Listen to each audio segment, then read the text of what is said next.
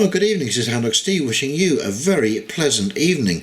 And I picked up this article in RT. I love this news site. They have some very, very, very good articles and good writers. And this article raises some very interesting questions because, you know, all of us, left, right, centre, it doesn't matter. All of us should be hoping for the rule of law to stand paramount over all of us, because the rule of law is what separates civilized society from uncivilized society. Why is appointing a God-fearing mother of seven to the US Supreme Court such a problem for America's liberal left? And this is an article by Mika Curtis, and he's a game and tech journalist for the US aside from writing for RT. He hosts the podcast Mika and the Hatman, and is an independent comic book writer. Judge Amy Coney Barrett will likely be the next nominee to the Supreme Court. This has upset those on the left who take issue with her Catholicism and strict adherence to the Constitution. Following the recent death of Ruth Bader Ginsburg, who served as a justice on the American Supreme Court for many years, interest in her replacement is massive given that it is an election year. And what I find actually very interesting about this situation is that, remember the impeachment? That was oh so long ago in November, December and January of last year and this, and the Democrats were basically quoting the Constitution on a daily basis and their adherence to the Constitution and how the President should adhere to the Constitution. And now to find that they have a dislike for somebody who believes in the strict adherence to the Constitution is actually stunning. It has already been reported that Amy Coney Barrett has visited President Trump and will likely be his next nominee to the Supreme Court. Mrs. Barrett has been a long-time judge and teacher, is a mother of seven, a devout Catholic and a constitutional originalist. There was even a point when she was a member of the Federalist Society, which is a group of conservative and libertarian advocates for constitutional originalism. In fact, she was a law clerk for the late Antonin Scalia, who may be one of the most famous originalists to ever sit on the Supreme Court. All of these little details seem to be reasons as to why the political left is not a fan of hers, but we knew that already. When Barrett was being confirmed to the Seventh Circuit Court of Appeals back in 2017, California Senator Dianne Feinstein told her that the dogma lives loudly within you. The implication was that Barrett's Catholic beliefs would take precedence over her judgments on the law. Recently, the Washington Post published an article going over several of her past decisions, many of which are not that controversial.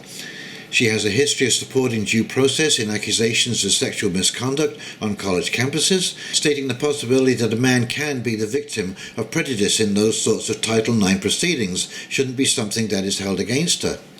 Another article made mention of Barrett's prioritizing her devotion to God, as if that would contradict with the prior statement where she stated that she would never impose her own personal convictions upon the law.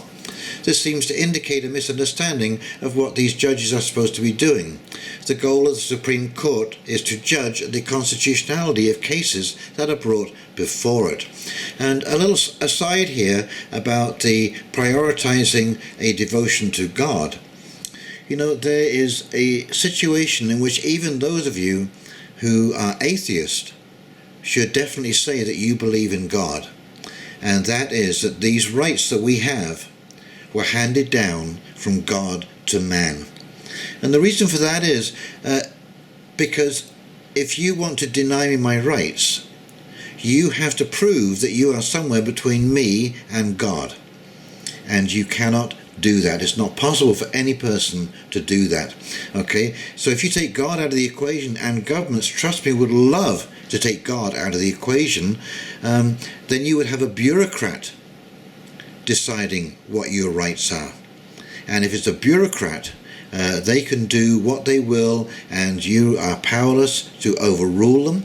So yes, we need a Supreme Court, and the only goal of the Supreme Court is to uphold the Constitution and to defend and decide the constitutionality of a particular case and maintain the whole notion that these fundamental inalienable rights were handed down from God to man.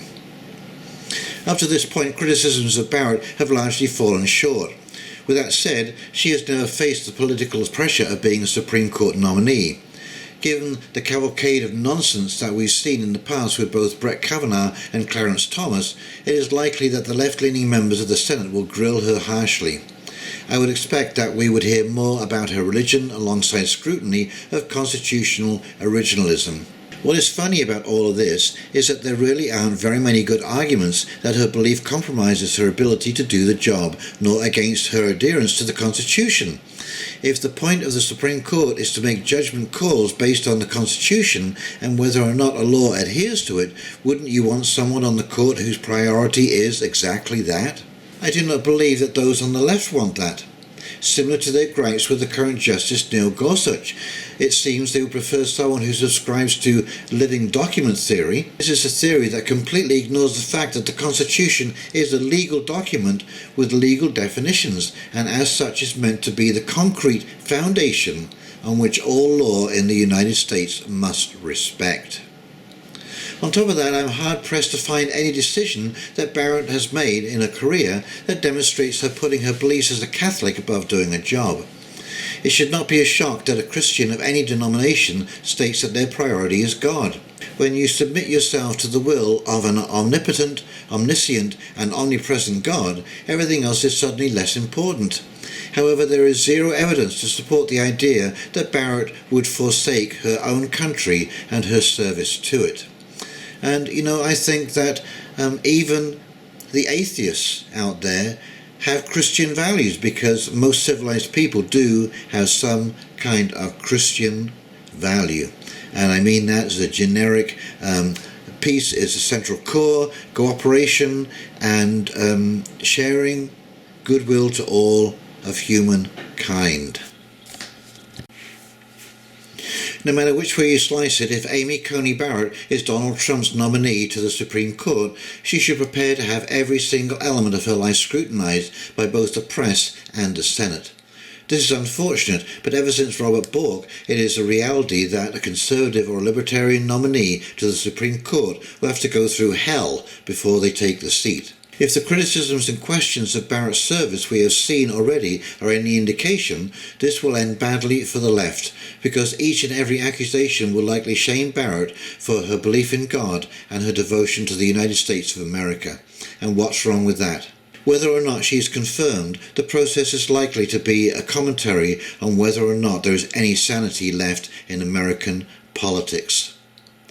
And yes, what is wrong with being proud of your country and believing in God and goodwill to all humankind? Anyway, I just shake my head at some of the things I'm seeing today. I don't know whether you agree or not, but it does seem that the world has gone absolutely bonkers, and all that is good and holy seems to be getting just cast to the wayside. Anyway, I hope for better times. If you've enjoyed this article, please like, comment and subscribe below. And in the meantime, this is Hound Steve wishing you a very pleasant evening, and we'll talk to you very, very shortly. You take care now. Bye-bye.